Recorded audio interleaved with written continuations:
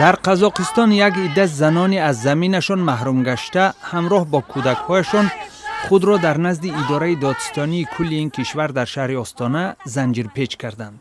زنان با تقاضای جبران مناسب صدا بلند می کردند، ولی پلیس آنها را زوراً به اتوبوس ها سوار نموده از جای حادثه بیرون کرد.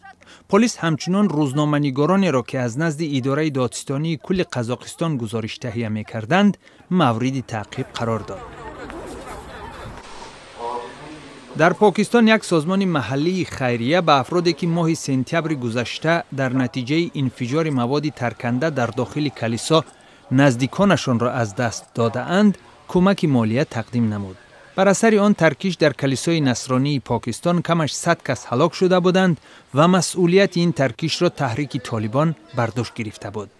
بعضی اعضای عائله‌های قربانی‌ها میگویند حکومت به آنها وعده کمک کرده بود ولی تا حال آنها چیزی دسترس نکردند.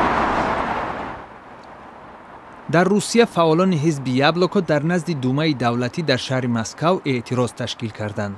اعتراضگران از آن نگرانند که وکیلان مردمی لایحه قانونی را بررسی می‌کنند که تغییر قانون انتخابات را مد نظر داشته بر پایه آن شمار زیاد انتخابات محل‌ها لغو خواهد شد.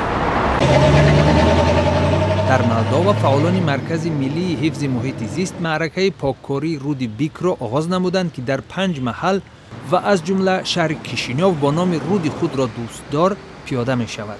تشبسکاران این معرکه باور دارند که توجه مردم و مقامات را به آلوده شوی محیط زیست جلب خواهند کرد. در پایتخت گرجستان کنفرانس بخشیده به سیاست حکومت در رابطه با ورزش دایر شد.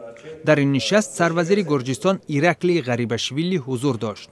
او از صاحبکاران دعوت نمود ورزشگران جوان را از نقطه نظر مالی پشتیبانی کنند.